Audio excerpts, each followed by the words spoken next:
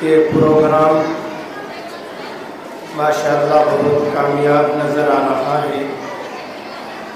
اس کے مزید کامیابی کے لیے اگر بچوں کو خاموش کرا دیں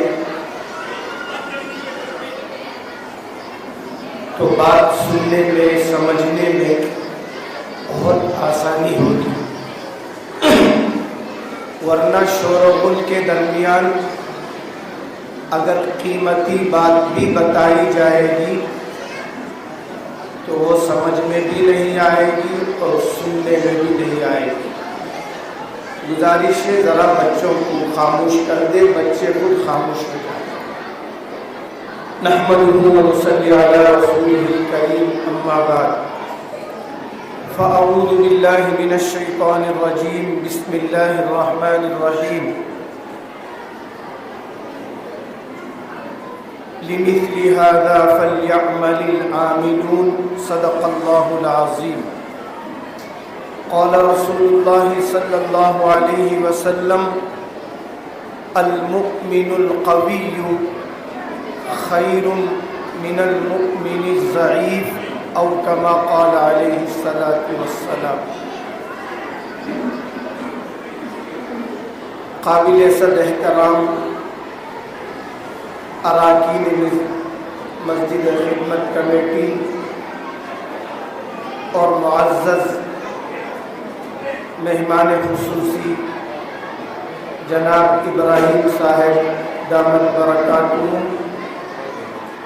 اور اس محلے کے متولی جناب ڈپو محمد الیاس صاحب، اور اسی طرح مسجد نیوٹن کے متولی جناب نعیم صاحب، اور دیگر اسٹیج پر تشریف فرما معزز مہمان اور معزز خواتین، عزیز بچے، وقت کافی کم ہے، باتیں تو بہت زیادہ ہیں۔ مختصر یہ کہ یہ بچے آگے چل کر قوم کے رہبر بننے والے ہیں، قوم و ملت کے خادم بننے والے ہیں۔ یہ اسی وقت اس مسند پر پہنچیں گے جب ان کی حوصلہ افزائی کی جائے گی، اور اللہ تعالیٰ نے قرآن کریم میں نیک کام کرنے والوں کا حوصلہ بڑھایا ہے۔ مثال کے طور پر اللہ نے حضرت نوح علیہ السلام کا جب تذکرہ فرمایا تو سورہ بنی اسرائیل میں فرمایا: انہ کان عبدا شکورا، نوح علیہ السلام میرے شکر گزار بندے تھے۔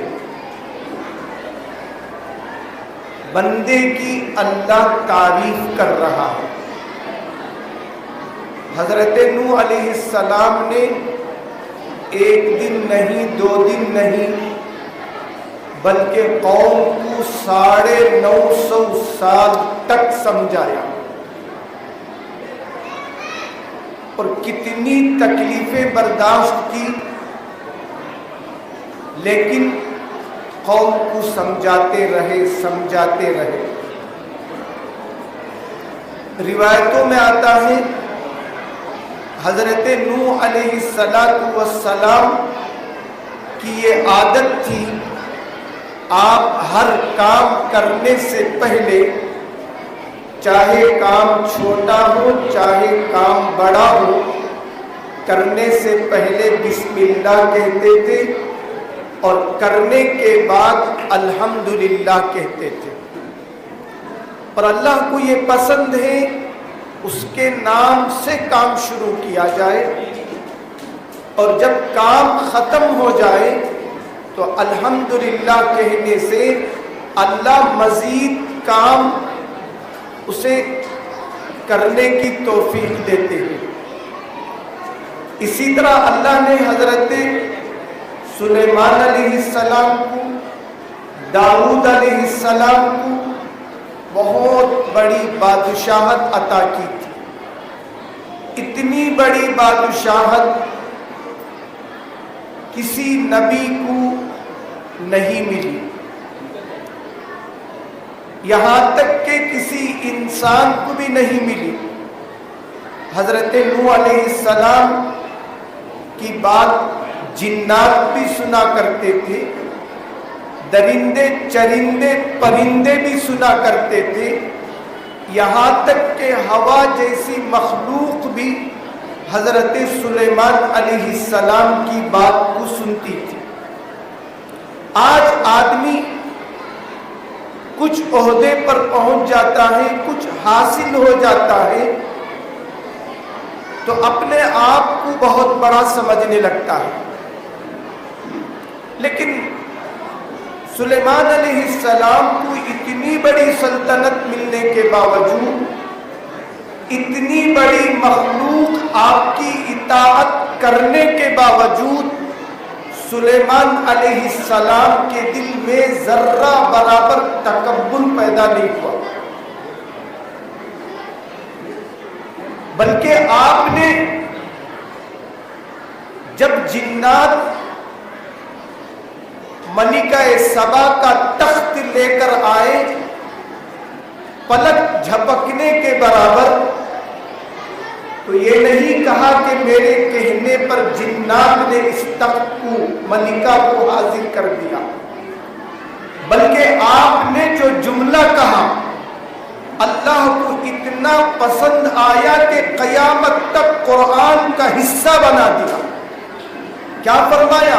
قال ھذا ربی، یہ میرے رب کا فضل ہے۔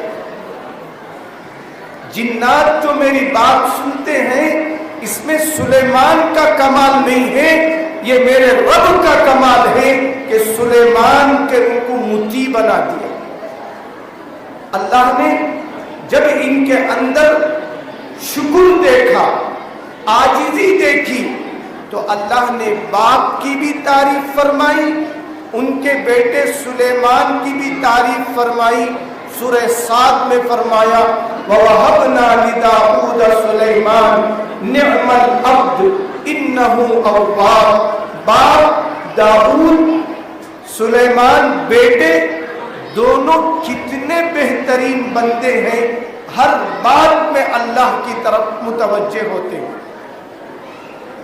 اسی طرح ایوب علیہ السلام، اللہ نے بہت دولت عطا کی تھی، بہت اولادیں عطا کی تھی، لیکن اللہ نے جب ان کو آزمایا، ساری دولتیں ختم ہو گئی، یہاں تک کہ آپ کے آنکھوں کے سامنے آپ کی ساری اولادیں بھی انتقال کر گئی، اور پھر آپ کو بیمار کر دیا۔ اتنے بیمار ہوئے، لوگوں نے آپ کو شہر سے دور کر دیا۔ اس کے باوجود ایوب علیہ السلام نے اللہ کے ذکر کو نہیں چھوڑا، شکر کو نہیں چھوڑا، اس پہ بھی اللہ سے راضی رہے۔ آج ہمیں تھوڑی تکلیف آتی ہے تو ہم اللہ سے مایوس ہو جاتے ہیں، اللہ سے تعلق توڑ لیتے ہیں، لیکن ایوب علیہ السلام کو اللہ نے مثال بنایا، وہ بیماری میں بھی اللہ سے راضی رہے۔ اللہ نے کیا فرمایا؟ اِنَّا وَجَدْنَاهُ صَابِرًا، ہم نے ایوب کو مختلف آزمائشوں میں ڈالا تو ان کو صبر والا پایا۔ نعم العبد، وہ کیا ہی بہترین بندے ہیں۔ تو اللہ کی یہ سنت ہے، اللہ کی یہ عادت ہے، وہ بھی بندوں کے اندر اچھائی دیکھتا ہے تو اللہ ان کے حوصلے کو بڑھاتا ہے۔ تو یہ چھوٹے چھوٹے بچے اپنی عمر کے لحاظ سے جو قابلیت پیش کر رہے ہیں وہ قابل تعریف ہے،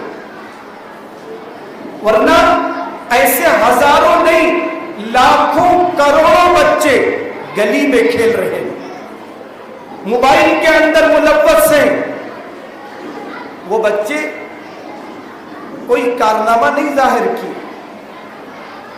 ماں باپ قابل مبارکباد ہیں، اساتذہ قابل مبارکباد ہیں، ان بچوں نے اپنی ہمت دکھائی، اپنا حوصلہ دکھایا، تو ان بچوں کا حوصلہ افزائی کرنا یہ میرے پیارے آقا کی سنت بھی ہے۔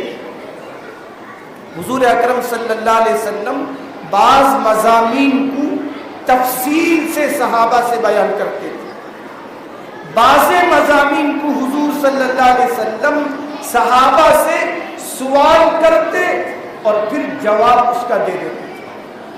یہ کوئز اصل میں اللہ کے نبی صلی اللہ علیہ وسلم سے ثابت ہے، کئیوں مثال احادیث کے اندر موجود ہے۔ مثال کے طور پر ایک مرتبہ اللہ کے نبی صلی اللہ علیہ وسلم کے مجمع میں بڑی عمر کے صحابہ بھی تھے، چھوٹی عمر کے صحابہ بھی تھے۔ حضور نے صحابہ سے پوچھا، بتاؤ وہ کون سا درخت ہے جس کے پتے گرتے نہیں، اور وہ درخت سراپا فائدہ ہی فائدہ ہے، اس کے پتے سے لوگ جھونپڑی بناتے ہیں، اس کا پھل کھاتے ہیں، اس کی گٹلی پیس کر جانوروں کو کھلایا جاتا ہے، اس کے تنوں سے گھر بنائے جاتے ہیں۔ صحابہ نے ایک ایک صحابی نے ایک ایک درخت کا نام لیا، لیکن حضور صلی اللہ علیہ وسلم فرمائے یہ نہیں، یہ نہیں۔ آخر میں ایک صحابی عبداللہ ابن عمر رضی اللہ عنہ جو بالکل چھوٹے بچے تھے، حضرت عمر کے بیٹے تھے رضی اللہ عنہ، وہ فرماتے ہیں میرے دل میں آیا کہ وہ کھجور کا درخت ہو سکتا ہے جس کے ہر چیز فائدہ ہے، مومن کی مثال فرمایا۔ لیکن حضرت عبداللہ ابن عمر حضرت عمر کے بیٹے تھے، ان کے دل میں آیا بڑے بڑے صحابہ کی موجودگی میں اگر میں جواب دوں گا تو بڑوں کی بے ادبی ہوگی، جواب نہیں دی۔ ایک صحابی نے کھڑے ہو کر کہا، اے اللہ کے نبی صلی اللہ علیہ وسلم، یہ تمام درخت اگر نہیں ہے آپ ہی بتلا دیجئے کہ وہ درخت کیا ہے۔ تو حضور صلی اللہ علیہ وسلم نے فرمایا ہی النخلہ، وہ کھجور کا درخت ہے۔ اب عبداللہ ابن عمر رضی اللہ عنہ گھر گئے، حضرت عمر کے ساتھ جب بیٹھنے کا وقت آیا تو اپنے ابا سے فرمایا، ابا جان میرے ذہن میں آ گیا تھا حضور کے کہنے سے پہلے میں اس لیے نہیں کہا کہیں بڑوں کی بے ادبی نہ ہو جائے۔ قربان جائیے حضرت عمر کے جذبے پر۔ حضرت عمر نے فرمایا، اے عبداللہ اگر تم مجمع میں جواب دیتے تو میرا سر فخر سے بلند ہو جاتا۔ ہر باپ یہ چاہتا ہے، ہر ماں یہ چاہتی ہے میرا بچہ قابل ہو جائے۔ اب قابل بنانا یہ ماں باپ کی ذمہ داری ہے۔ غلط بچوں کے ساتھ اپنے بچوں کو نہ جوڑے، ورنہ اس کی ساری صلاحیتیں ختم ہو جائیں۔ تو حضور اکرم صلی اللہ علیہ وسلم علم کے میدان میں نہیں بلکہ کھیل کے میدان میں بھی حضور صلی اللہ علیہ وسلم بچوں کو حوصلہ بڑھاتے تھے۔ کھیل کے میدان میں وقت نہیں ہے، ایک واقعہ بتاتا ہوں۔ حضرت عباس رضی اللہ عنہ حضور صلی اللہ علیہ وسلم کے چچا، ان کے 3 بیٹے تھے، عبداللہ، عبید اللہ، کثیر، تینوں چھوٹے بچے تھے۔ حضور صلی اللہ علیہ وسلم ان تینوں بچوں کو ایک صف میں کھڑا کر دیتے تھے۔ ایک صف میں کھڑا کر دینے کے بعد حضور صلی اللہ علیہ وسلم دور جا کر کھڑے ہو جاتے تھے اور ان تینوں بچوں سے کہتے تھے، تم میں سے کون دوڑ کر آ کر پہلے مجھے چھوئے گا اسے یہ انعام ملے گا۔ اب یہ تینوں صحابہ بچے تھے دوڑ کر اتنی تیزی سے آتے، روایتوں میں لکھا گیا ہے کوئی حضور کے سینے پر ٹکراتا تھا، کوئی حضور کے پیٹ سے ٹکراتا تھا، حضور صلی اللہ علیہ وسلم خوش ہو کر ان بچوں کو انعامات دیتے تھے۔ حدیث اللہ کے نبی صلی اللہ علیہ وسلم کی زندگی ہمارے لیے نمونہ ہے۔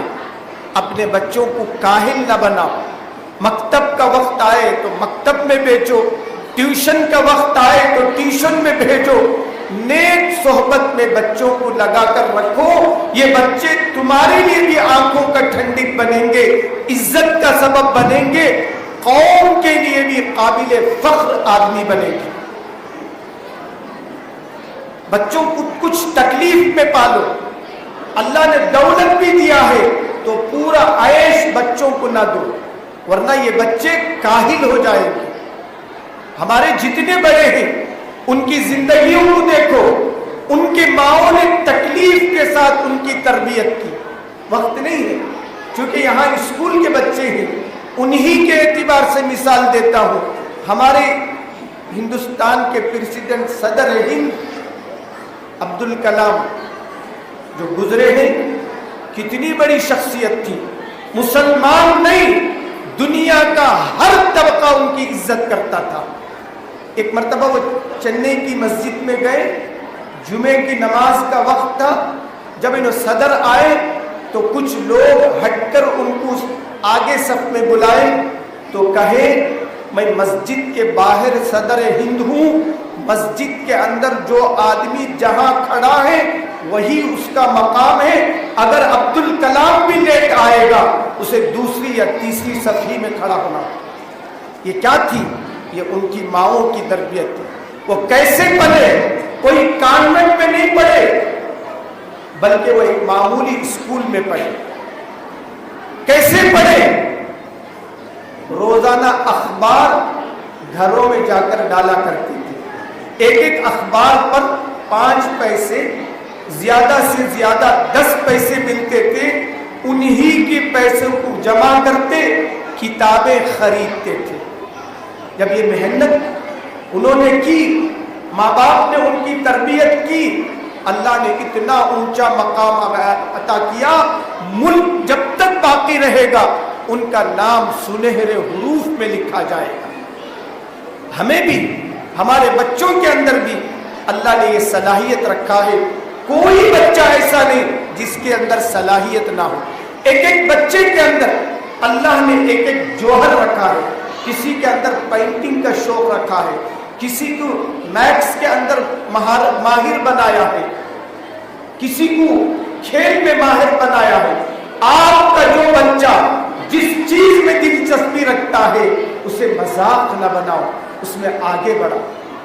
ہر چیز میں آج مسلمان ملک والوں کے لیے نمونہ بننا ہے۔ کسی چیز میں بھی اگر بچہ دلچسپی لیتا ہے، اگر وہ جائز چیز ہے تو حوصلہ افزائی کرو، بولو اگر یہ کرے گا تو میں یہ تجھے دوں گی، یہ دوں گی۔ کوئی بھی بچہ اگر 30 پر 5 مارک بھی نمبر لے کر بھی پاس ہوتا ہے تو بچوں سے کہو بیٹا تجھے حافظہ بہت ہے، دیکھ محنت کرے بغیر 35 نمبر لے لیا، اگر محنت کرتا تو میں سمجھتا ہوں کلاس میں تو ٹاپر ہوتا۔ بس ذرا حوصلہ۔ بچے تنقید سے نہیں بنتے، موازنہ مقابلہ نہ کرو، بلکہ بچہ 60 نمبر لے تو بولو ماشاءاللہ فلاں نے اچھا نمبر لے، اب ذرا 10 نمبر بڑھ کو لے بیٹا۔ بس بچوں کو حوصلہ افزائی کی ضرورت ہے۔ اسی حوصلہ افزا کرنے کے لیے ایسے مجلسوں کا انعقاد ہوتا ہے۔ چونکہ مغرب کا وقت قریب ہے، اسی لیے میں انہی چند باتوں پر اپنی بات ختم کرتے ہوئے جگہ لیتا ہوں۔ میں اپنی جانب سے تمام خدمت کمیٹی کے اراکین کو، آئے ہوئے مہمانوں کو مبارکباد پیش کرتا ہوں۔ اگر کوئی بچہ انعام بھی نہیں لیا تو اس بچے کی تعریف کرو، بیٹا یہ بار نہیں آئندہ بار ضرور لے گے، تو انشاءاللہ وہ بچہ اس میدان کا سپاہی بن کر رہے گا۔ اگر گھر میں جا کر اسے تاکیں گے تو اس میدان کا ہی نہیں رہے گا۔ لہذا اپنے بچوں کو حوصلہ دو، حوصلہ بڑھاتے رہو، بڑھاتے رہو، انشاءاللہ بچے کے اندر جو اللہ اللہ نے صلاحیت رکھا ہے وہ صلاحیت نکھر کر سامنے آئے گی۔ اللہ عز و جل قوم کے ہر ایک بچے کی جو صلاحیت ہے اس سے امت کو مستفیض فرمائے، تمام بچوں کو اللہ تعالیٰ ماں باپ کے آنکھوں کا ٹھنڈک بنائے، ان کے عزت کا سبب بنائے، موت کے بعد اللہ ان کے لیے مغفرت کا سبب بنائے۔ وآخر دعواہم ان الحمد للہ رب العالمین۔